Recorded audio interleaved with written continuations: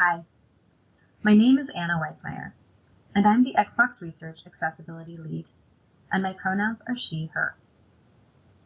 It's a little known fact that I got my start in academia decades ago, researching spatial and causal reasoning in squirrels. In the fall, some squirrels store or cache acorns individually to dig back up throughout the winter. And while, yes, they do sometimes forget where they hid the acorns they stored away, they're actually remarkably good at remembering each individual location. Depending on the species and habitat, these squirrels may be remembering up to thousands of locations. So why am I sharing this with you today? Well, because sometimes I like to think of researchers as knowledge squirrels. We store nuggets of information in reports and articles to dig up when people need them. And today, I'm going to tell you about some of the accessibility knowledge acorns that we harvested from the past year of inclusive design workshops that we conducted with Xbox Game Studios.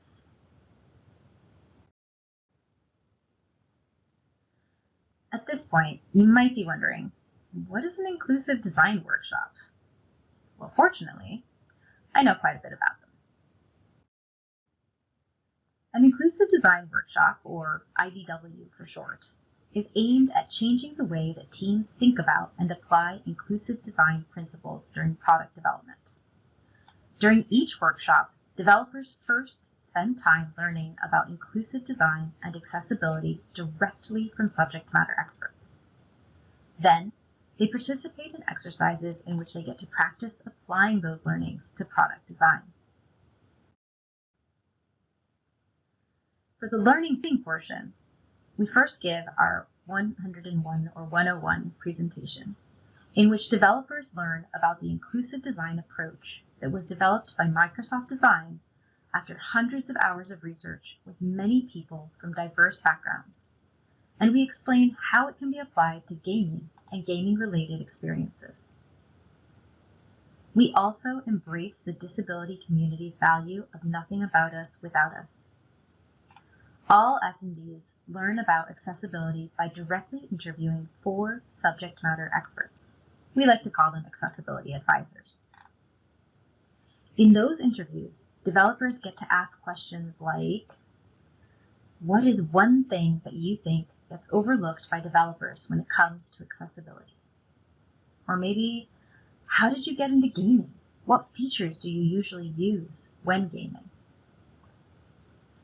Most of our accessibility advisors have prior experience evaluating accessibility in game and product design through talks, blogging, reviewing games, consulting, games journalism, and similar activities. In fact, some of you in the audience today may have participated in one of our IDWs as an accessibility advisor, and we thank you ever so much for your participation. And developers don't just learn about accessibility. They get time to individually reflect on what they learned, and time to share and discuss what they learned as a group. Through these discussions, they create a shared narrative about accessibility that they build themselves by synthesizing their learnings with their teammates and having open and honest discussions about accessibility goals. Like, what does success look like for their product? What do they want to achieve? Priorities? Are there specific populations or types of features that they really want to highlight and work towards? And challenges, of course. What are some of the barriers they anticipate that they might face when trying to come up with accessibility solutions for their product?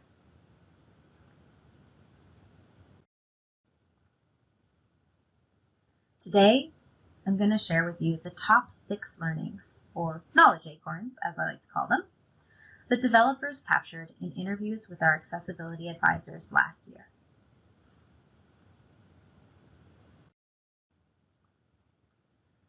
And here's knowledge acorn number 1.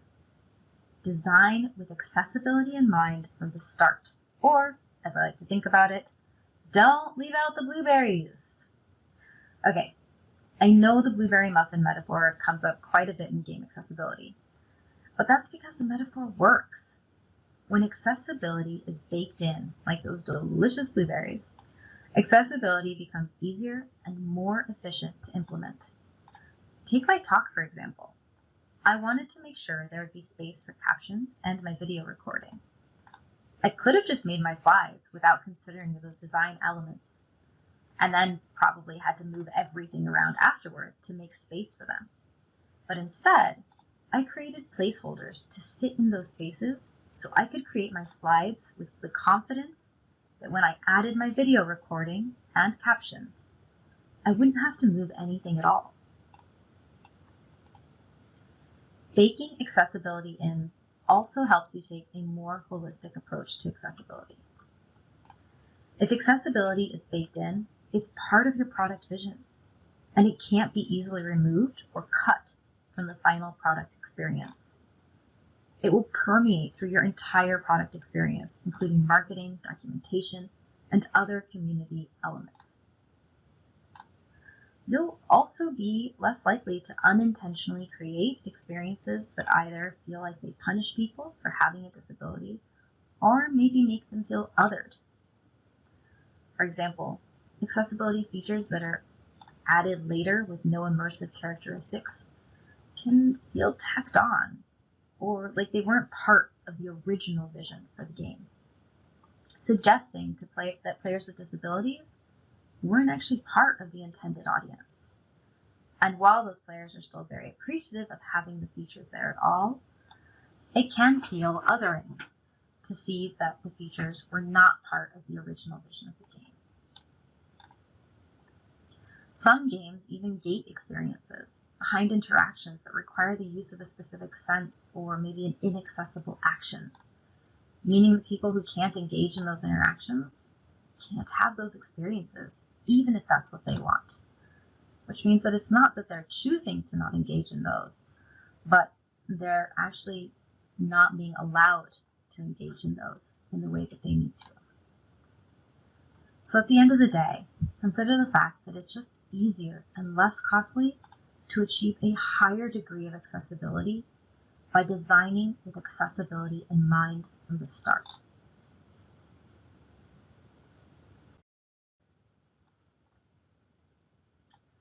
Knowledge acorn number 2. Customization is key to accessibility.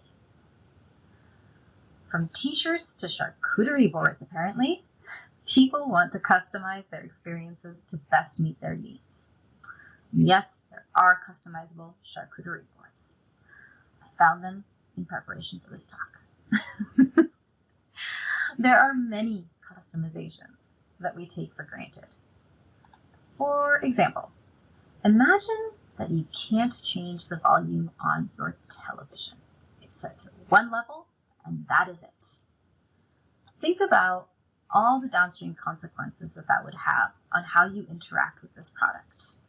You'll probably have to limit what times you use the television so you don't disturb others, or sit closer or further away, depending on how loud you need the experience to be for you. Or think about something like the temperature in your home or the seat adjustment in your car.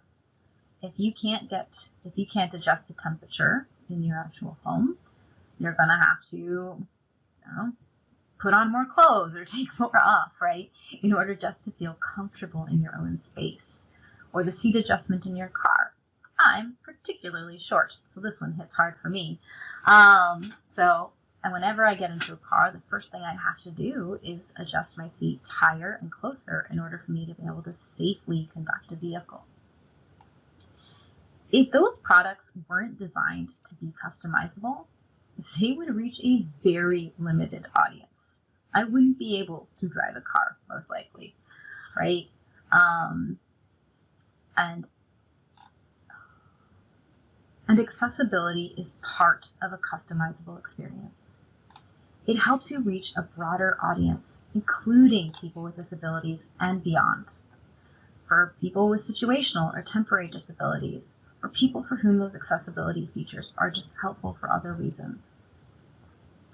In gaming, you can think about things like difficulty settings, right? If you limit options to just easy or hard, only people who can play and enjoy those specific options are able to play your game. But if you expand to let people engage in the elements that they enjoy in the way that they enjoy, for example, being able to avoid puzzles or skip platforming sequences that they can't engage in, then more players will be able to experience your game and your vision. At its core, accessibility is about meeting users' needs for a comfortable and accessible experience through customization options, and it benefits everyone. All right, knowledge acorn number 3. Accessibility is multi-sensory. So on the previous slide, I talked about reaching a broader audience through customization. Well, this is a bit of a continuation of that if you think about it. If you only have audio information for important game elements, then players who can't rely on audio will be excluded from the experience. And it's the same for visuals. If you only have visual information, only players who rely on visuals will be able to play your game, and those who rely on audio will be unintentionally excluded. By having both audio and visual for all important game elements, players who rely on audio, who rely on visuals, or players who need both at the same time can all play your game. And you might be thinking, well, we have audio and visuals, of course, but it's the redundancy that matters. If you have audio for some elements and visuals for others, for example, having maybe audio sounds for oncoming threats, maybe growls from a monster that's off screen that will come and attack you, right? Or visuals, and then visuals for interactive elements in your environment. Then someone who relies on audio is going to know that there's oncoming threats, but they may not be able to perceive the visuals for your interactive elements. So by only having audio for some elements and visuals for others, you're unintentionally assuming that players can use both. So it's important to consider how you can have redundant channels of information for every important game element that you include. Additionally, it's important to consider sensory overload when thinking about multisensory experience. With both visual and audio options, players who can use both can actually distribute sensory processing across them in a way that helps them avoid sensory overload. So for example, someone might turn on subtitles for narrative dialogue so that they can really focus on the audio coming for oncoming threats, right? But this is going to be very different for players who rely on single sensory channels. There might be too much information to process through a single sensory channel, in which case you're going to need to provide options for them to adjust both the intensity and the amount of information coming through any one channel. For example, for audio channels, volume sliders can help players reduce the intensity or volume level of the information, as well as giving them the option to turn off specific audio channels that may not be necessary for their personal gameplay experience. Such as we've heard that some folks with hearing-related disabilities may actually turn off all sounds other than important game sound effects sometimes, or sometimes they want to focus on the narrative dialogue. In order to do that, they need to isolate that channel by reducing the volume input from other audio channels. Another commonly mentioned example is the ability to adjust the user interface or UI elements that are displayed on screen during gameplay. Some players want to have all of the visual UI elements displayed at all times. While that can be really overwhelming for other players who rely on visual elements and need to focus on a smaller number of UI elements at a time. And last but not least, you also want to think about the overall pacing of information processing. One of the findings that's come from our studies with players with hearing-related disabilities is about the difficulties that they experience when driving vehicles, while also trying to follow narrative dialogue through subtitles and captions. It's basically the same as trying to text and drive, just with, less problematic consequences.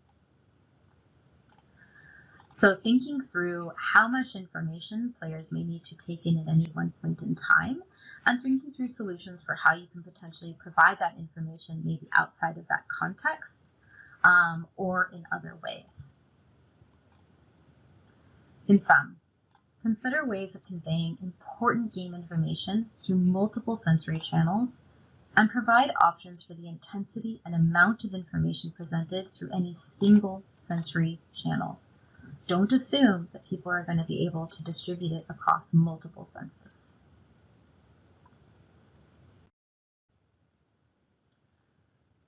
Knowledge acorn number 4.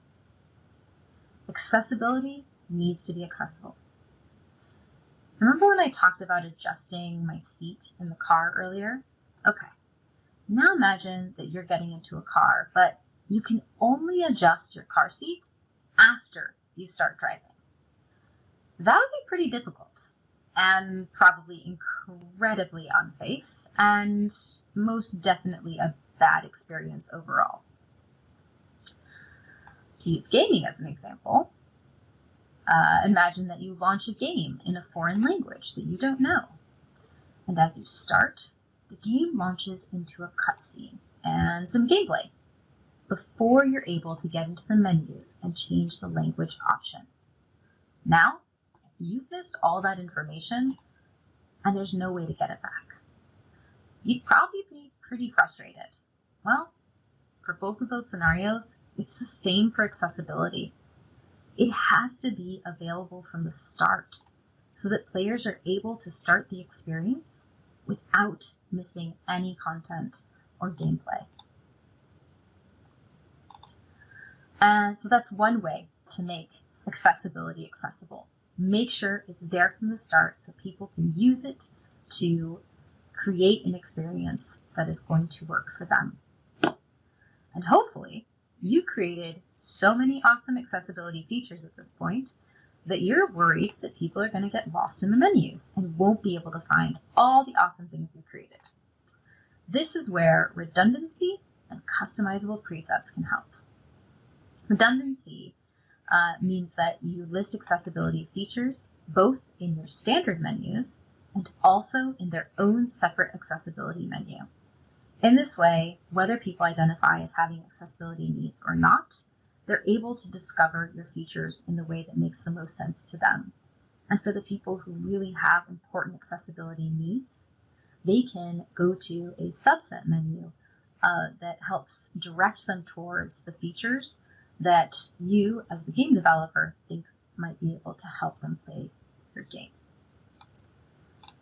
Similarly, customizable presets can give players a good place to start and also draw their attention to potentially helpful features while still allowing them to customize which features are turned on or off in case specific features don't fit their accessibility needs. So accessibility features need to be available at the start when people need them so that they can adjust their experience before they start engaging in it. And they need to be able to find those features that they need easily and efficiently. And really importantly, once they get to those features, they also need to be able to understand how those features will affect their gameplay experience. It needs to be clearly explained. Demonstration videos, clearly written descriptions, and no-risk practice areas help players to quickly, easily, and efficiently change the settings that they need. A common scenario that we hear from our accessibility advisors and other players with disabilities that we work with is where they have to adjust a number of different settings during gameplay. And in order to do so, they have to go into the menu, change the setting, go back into the game, play for a few minutes, see what's been affected, see if it works for them, and then go back into the menu and readjust. Rinse and repeat. Over multiple features and over multiple trial and error moments, this can get incredibly frustrating and tiring. So being able to actually toggle accessibility features like in a practice area quickly and easily to be able to see the immediate effects so that they can actually adjust them and see how they might interact can be incredibly helpful and can save players a ton of time as they're just trying to get into the fun of gameplay.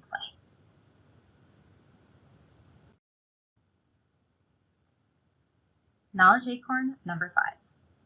Accessible design means involving the disability community. Getting direct feedback from players with disabilities is the cornerstone of accessible product development.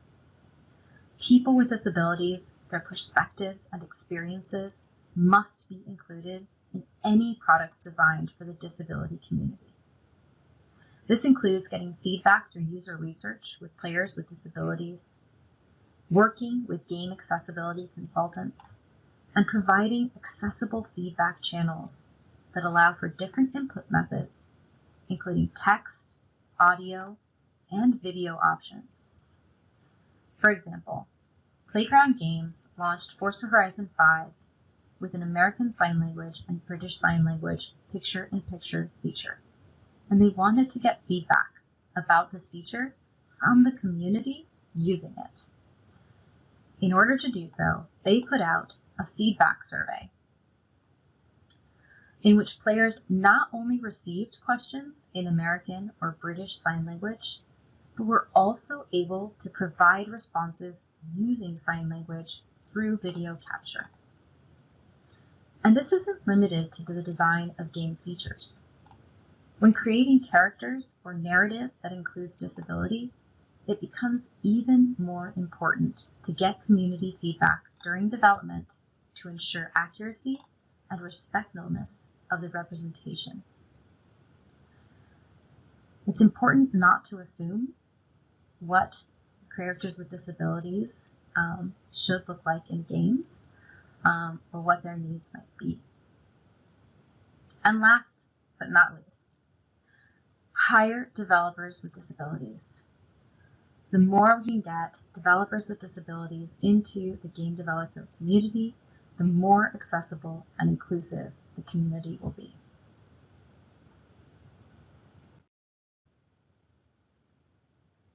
Knowledge Acorn number 6. We're almost there. Marketing and documentation. Games have historically been inaccessible for many people, so many players with disabilities just assume that games aren't going to be accessible to them, unless or until you tell them otherwise. And oftentimes, written descriptions are insufficient for players to accurately determine whether a game will be accessible for them or not. Gameplay demos and video previews of actual gameplay do a much better job of helping players determine whether a game will be a good fit for their individual disabilities. It's also important to be the source of truth for players. Our advisors recommend creating a central location that you keep updated with all of your accessibility information. In this way, players can get their information directly from you instead of through potentially outdated or inaccurate third-party sources.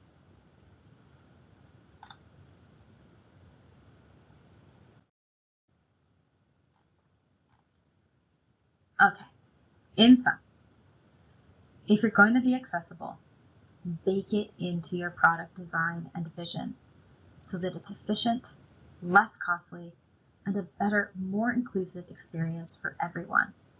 If all you can do right now is tack on features at the end, that's a great start. Never want to discourage anyone from including accessibility wherever they might be at. But the closer you can get to baking it into your product design and vision, the better that those solutions will come out, the more inclusive that the experience will feel for everyone.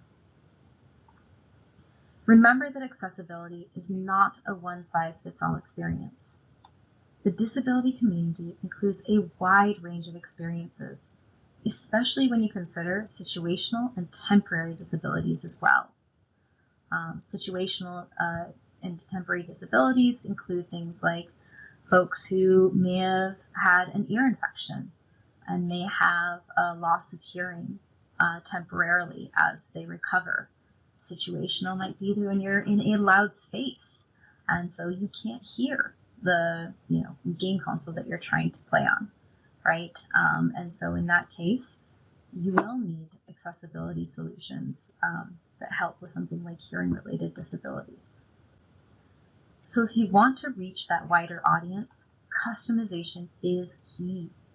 Don't restrict your experience to people who can drive a car without adjusting their seat or watch their TV without changing the volume, to use the examples that I referenced before, right?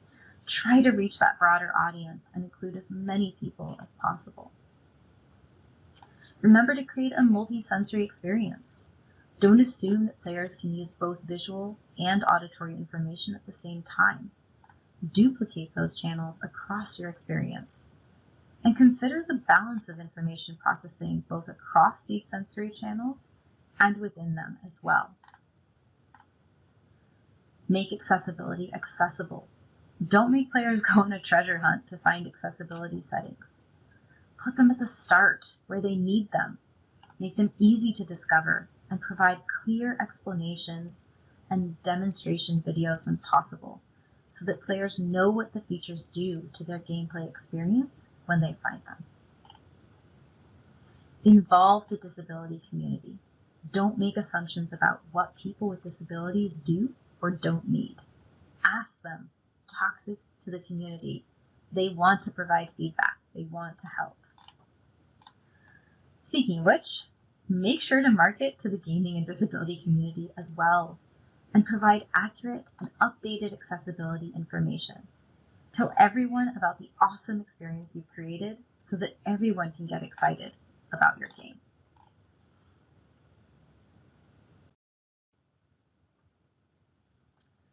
Thank you for listening to me today and hearing about the learnings that came out of our inclusive design workshops from last year. I hope that I've imparted some knowledge acorns that you can cache away for the future. And I hope that you'll all join in being knowledge squirrels, caching the accessibility knowledge acorns throughout this entire awesome conference, and building a forest of knowledge together that we can use to help grow the number of accessible games and the gaming and disability community together. Thank you all. If you're interested in joining our accessibility panel, the link is on this slide. It's aka.ms/join_XRA11Y. And if you'd like to just contact us to ask questions or hear more about our program, you can contact us at xra11y@microsoft.com.